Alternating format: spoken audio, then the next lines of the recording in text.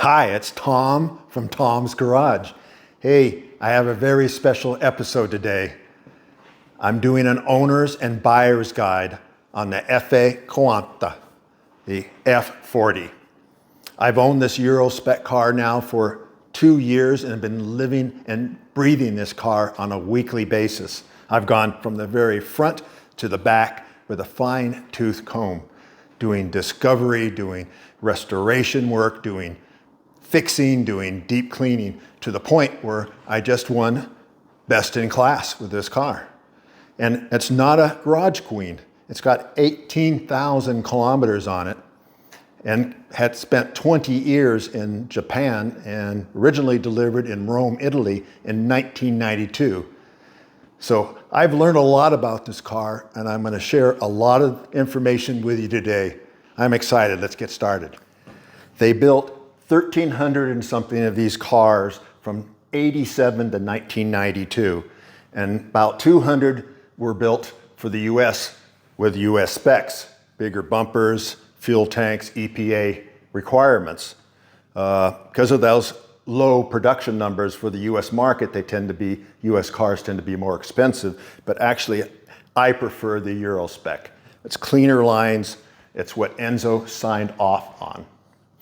So as I said, I've been working on this car for some time and not doing the engine or transmission, but mainly body work and other superficial mechanical stuff in the car.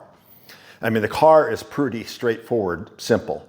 I mean, it's all put together with nuts and bolts and screws. You could pretty much work on this whole car with a toolkit that came with this car. One thing that's really would be important if you're going to work on these cars is that you have a parts catalog, and it's quite valuable. Let me show it to you here. You can see in here that it actually shows you all the diagrams of every screw and bolt that this car is put together with. So it's valuable when you're coming to wanting to know, well, how do I fix that? How's that come apart? This book will help you, guide you to work on that. So that's been really valuable for one of these. It's a parts catalog. Some of these parts catalogs are still available and you can actually still get some parts. So there's a lot of talk about the paint. I mean, my car has 18,000 kilometers on it and it has been repainted in Japan some time ago. And I've also covered it with film because I take the car out, I drive my car, I take it to shows. The carbon fiber was mainly visible through the cars in the early years. Customers would complain, oh, you know, I paid all this money for this car and you didn't even put any paint on it. So they did repaint a lot of these cars, but some of the premium cars, if they don't have a lot of miles on it and you can see the carbon through it, that's great. So to start off with, I work by myself. I don't have anybody in my garage, so I've had to learn how to open up and work with my car by myself. And you know, a lot of these videos, you see two guys and they're helping them open the car. I'll show you how you can open up your car by yourself. So the F40, the Euro F40s have 8 locks on the car. Now they come with a key set. There's two extra keys that open up the gas tanks. They're both lockable on both sides. And then you've got these latches that are lockable in the front and the back. And then you have the door locks. So make sure that all the locks work. So opening up the front bonnet, you open them up, clip them on, because I said I'm by myself, right? So unlock this side, I lift it up a little bit so it clears a little bit, and then I relock it so it doesn't catch when I'm going to open it up from the other side. So again on the other side, unlatch it, and I try to lift it from here a little bit, and I just kind of bring it on up. And when you're bringing it up, it has these 2 little cables in here, and you have to be careful not to bash it or come up too quickly because they'll snap on you. It's pretty spectacular to have the bonnet open, but if it's open outside, and a breeze comes up, it's going to come slapping down. I mean, the thing's just like a big sail. So just be aware. So up in here, this is actually the wheel well that's open to the elements in the road. So it tends to get pretty dirty if you're driving the car. Mud and rocks get in here, and the rocks usually deposit down in here, and you can vacuum them out. Motors are coated because this is all open to the elements for the pop-up headlights. And then we have the cooling fans, which they turn on about 90 Celsius according to the temperature gauge inside the car. And then I've got the Scadoni luggage. It's pretty cool round like that. I mean, I always thought that maybe this was around so they could put a tire in here, but I've never seen any tire in there. But if you take it out, you could actually fill it full of water and you could take a bath. Anyway, the tool kit. It's important to make sure you've got all the accessories and the tools that came with this car. I did a separate video about that. You should watch it because most of these tool kits are not complete. And there's a filter in here. You unscrew these and there's a filter in here. You can take that out and clean it. That's the air for the cabin. And then over here in the suspension, some of the cars, some of the original cars that haven't been repainted actually have a country stamp here on the wishbone. And it's probably a pretty premium car if those stamps are still there after 30 years. But anyway, let's move on. Before we head over, I wanted to show you the rubbing from the tires here when it's turned. They all seem to do this, so I wouldn't get excited about that.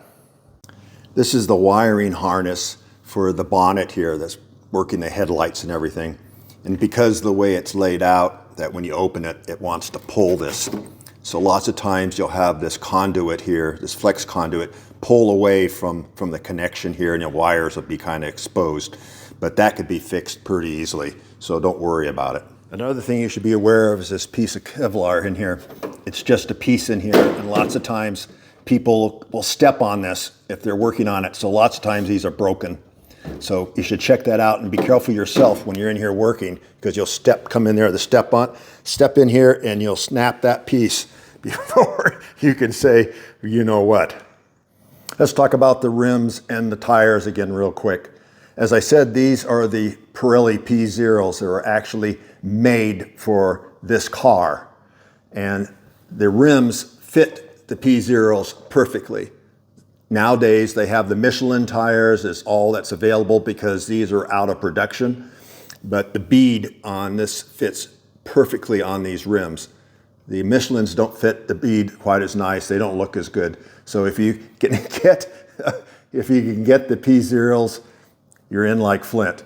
And lots of times on these rims over the last 30-something years, the Ferrari and the speed line gets polished off.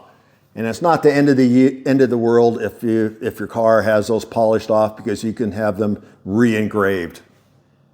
Remember that panel I showed you inside? Well, you can open that up, you can get in here and clean this plastic from the inside in case you get condensation in there and drip. These lights will back out of there, and you can get your hand in here with a rag and clean that. It's good to know that in case somebody washes your car with a power washer. Let me show you how to open up the clamshell by yourself. You may, first few times, have somebody around that kind of helps support you and help you with it so you can get it down. But if you're strong enough, I think you can easily do this. So first of all, let's unlatch it. And we'll bring it up and just break the pins a little bit. And we'll get it up and kind of lean it on my leg here so I can get my hands underneath it. And then I'll heave it up and try to keep as level as possible up to here to get my arms underneath it. And then I can push it up like so. And then once you're up here, you're just a big brace holding it up. So you can reach down here and grab the support stick, put it together, and easily drop it back down there. Easy peasy. Bringing it back down is about the same way as bringing it back up. But when you're getting down lower here with these little fins hanging out here, that drops down and gets really close to the air box here. So if it's tweaked anyway, just take it easy, otherwise you're going to get scrapes here. And then just make sure that it's dropping into the pins properly. Just take it slow as you work it in. Check out that spectacular engine. I mean, it's looking pretty nice. I've spent a lot of time back here just working on this and that, lots of thousands of little things, restoring it back to its original state. So let's take a look back in here. So this is a 2B exhaust. These are not stock exhausts on the F40, but lots of them have these exhausts on it. And I wouldn't discount it. If it doesn't have the stock exhaust, I wouldn't go, oh, I'm not going to get this car, because the 2Bs are pretty nice. I have the stock exhaust with this. It's always best you get the stock exhaust with a 2B. And there's the catalytic converters are back in there. And by the way, this middle one right here, that's the wastegate. That's from the wastegate here. That's the wastegate coming out of there. So there's two exhausts for the 4 and 4 cylinder banks, and then wastegate in the middle. So some of the cars are painted back here.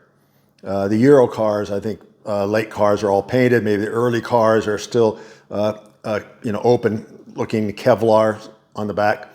And then you've got this aluminum foil on the bottom here. So you really need to take care of that, because you can't get any more of that product.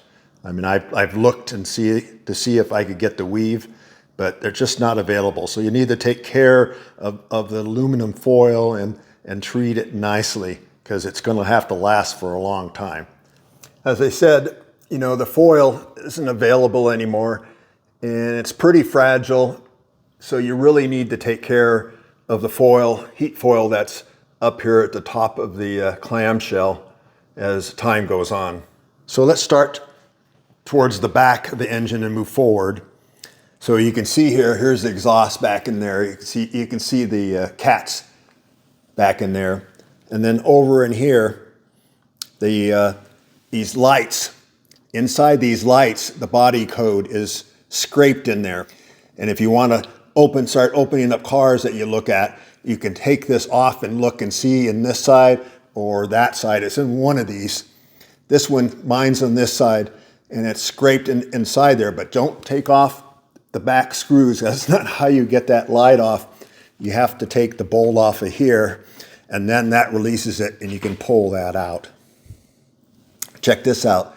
This little clip here is electrical connection that matches up to this right here and runs off of the tail lights to run this light to save weight. So one thing to look for is that they didn't paint the screws and bolts at the factory. So if screws and bolts are painted over, they need to be stripped back to their original state. They were not painted from the factory, and that means somebody's painted over those. As we look deeper in here, you'll look at the intercoolers, and the fins on these intercoolers look pretty nice. I mean, I've seen ones that are all bent up, and I'm just wondering, how do they ever get bent up? But look how nice these intercoolers look. You've got colors down here. This blue hasn't faded at all. And back over in here is these foil areas. And that foil areas lots of times get all torn up. And I've restored all those foil areas by finding the existing foil and then raveling it with a tweezers and re-gluing them all on this side and on that side. So it's looking pretty nice in here. Cleaned it up, restoring it back. Little teeny chips or nicks I've worked with, but I'm happy with the way the back of the car looks now. Another part I really like about the European cars are the gas caps. I mean, check it out. That's pretty cool. It just unlatches out of there, goes back in, latches in.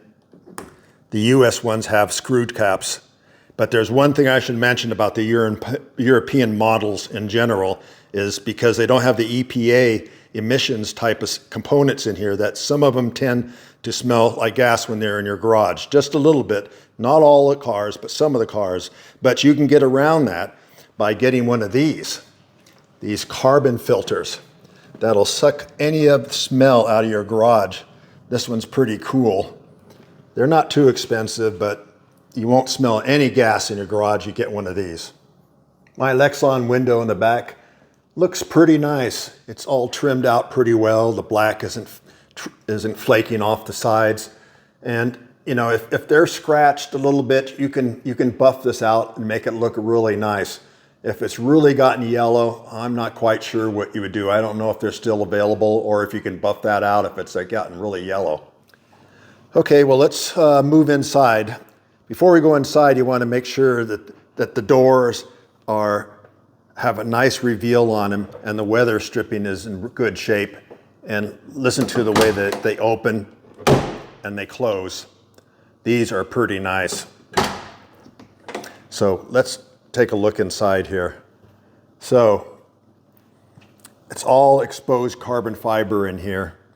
And what I would suggest, if you first get the car and the carbon fiber is in good shape, cover it with film. I've covered all the carbon fiber here with film. So if there's any abrasions from cranking it, somebody's got a ring on and they're cranking it, and they can screw this up in matters of seconds. So I would suggest covering that. I also covered this here, right to the edge here, and then all the way down and covered up that section there also, because that's where your kick it and so forth getting in and out. If you have scuffs on here before you cover it, you might be able to buff it out, but I'm not quite sure. But I would suggest covering this stuff immediately. Now I took the floor mat out off this side of the car because the F40s did not come with floor mats. So I just wanted to show you what it's like in here. It does have air conditioning. The US models have different kind of air conditioning here. This looks kind of like added on. The US model looks like it's built in, but these was stock from the factory. And the fuse boxes and fuses are all inside there. Well, let's talk about the seats. These are the standard European bucket seats. The US models come with more of a platform seats with a belt winder that's more typical instead of the harnesses. But these are the original European seats that come with the harnesses. They're pretty kind of cool. The material doesn't really wear well, even with the US. You can see how porous it is. And getting in and out, you have to be really careful because the bolsters will just get ripped up. So they're kind of problematic, these seats. So you really need to be careful getting in and out of it, not store anything sharp on it, any heavy objects on it, because it'll imprint it. So they're kind of sensitive seats. And I've actually found a product that you can actually clean these seats with. I was really worried about how the fabric will take on it, but I got this product here. What's this name? It's a product here.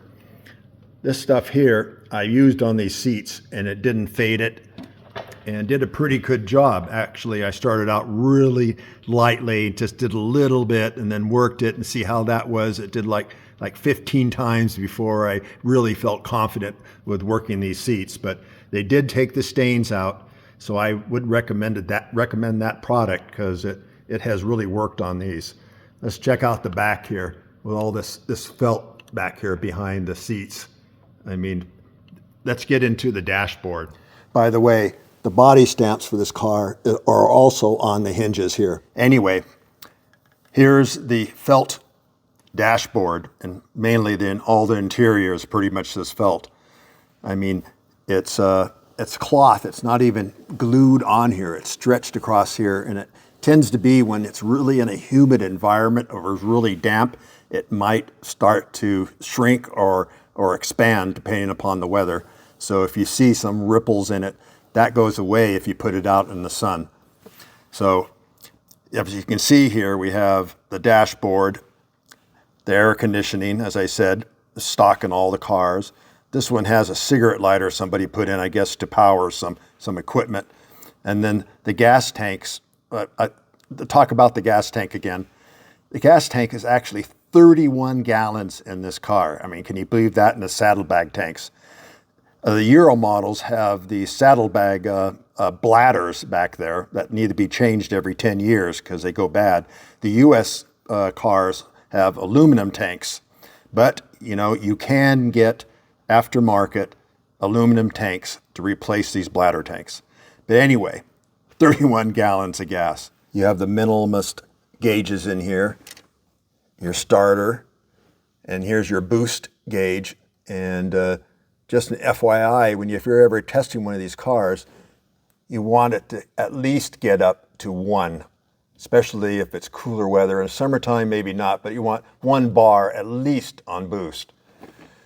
So the gauge is in pretty good shape. Steering wheel's really nice, no nicks anywhere, no corrosion on here at all. Clean shifter. And I got these mats put in here mainly to preserve the original carbon fiber on the floor, the Kevlar on the floor. Plus it makes it a little bit more comfortable and not quite so loud. And then also, if you saw my video about these pedals, these are adjustable. A lot of people get into these cars and their feet won't fit, but you can see there's two screws on there on each one, and all these screw holes, meaning that you can readjust these pedals to move it this direction, that direction, depending upon if you want to heel or toe it, or if your feet are too big, you want more room here. So they're fully adjustable in 8 different ways. I don't think too many Ferrari owners even know that that's available, but it's pretty nice. You can tailor it to your driving preference. It's quite nice. Let me go over to the driver's side. For those of you that have the bucket seats, this is the best way to store the harnesses when not in use. I loop them over the side here so it doesn't cause too much abrasion on here and it doesn't imprint. Same thing on this side. I put the belts down here on the floor on that side so nothing's laying on the seats so it won't imprint. You may say I'm anal, but you want to take care of your seats. Getting into an F40 sometimes can be challenging. It takes a few times to get used to it, but let me show you how I get in. So I start with one leg and I support my body here and I let my butt drop in to the seat, bring the other leg in, and then support myself again as I turn my body without putting too much abrasion on the seats. As I said, the seats you want to last a long time. Let's look behind the seats here for a moment, because this is the firewall back in here. This is where you can get to the very front of the engine, and it's pretty easy. You just take 4 bolts out of the seats here, and you can take this seat out so you can get in here, but these are all they're spring-loaded screws, so you just twist them halfway, and the whole firewall in here comes out, and that makes it really easy to get in there and change the cam belts, which need to be changed every few years. I mean, the Testarossas, you have to drop the whole engine out. Here, you just take the firewall off and you can change the belts right there. Makes it pretty convenient. At least there's one convenient thing about the F40. Also back here are the ECUs, one on each side. Each one controls 4 cylinders. So size-wise, I'm 6'1", and I've got maybe about 1 inch or 2 inches till I hit the roof. And the headliner in here looks pretty nice. Sometimes it might come disconnected, but it can be re-glued on really easily. A lot of the mirrors in the F40 after 30 years, depending upon how they're stored, will get oxidation or film on the inside of the mirror here. And you don't need to replace the whole mirror. It does come apart, has clips on the bottom here, and you can pull that off and you can clean the lenses and the glass on the inside and make it look just like new again. Lastly, it's important that you have this Godoni leather pouch. And in that pouch, you should have a minimum of 3 books. You should have the service record booklet, even though it doesn't have any stamps in it. You should have the the owner's manual, and a warranty book. There might be other things in there, but those are the three main things that you need to have with your Scodoni pouch. And then there's the red book, the Classique certification that Ferrari has inspected this car and they believe the car is original. But what is more important than this red book is this car's provenance. I can't say how important it is that you have the history on this car. I mean, this car is 30 years old, and it's pretty damn expensive now, but 2 decades ago, not so as expensive, but people weren't keeping good records. And a lot of the history in these cars you just don't know about unless you've got, maintenance records. And this car came with all the maintenance records in Japanese. I've had to translate them. And the mileage stamps look all consistent through the years, which are important because the speedometer in this car is really easy to disconnect. And I think that's a shame that somebody would do such a thing, but it does happen. So that's why it's so important that you have, as much information in history and provenance about this car as possible, because it'll show you the quality and how the car was maintained through the years. So I think that's it. And I hope you learned something today. And thanks for watching Tom's Garage.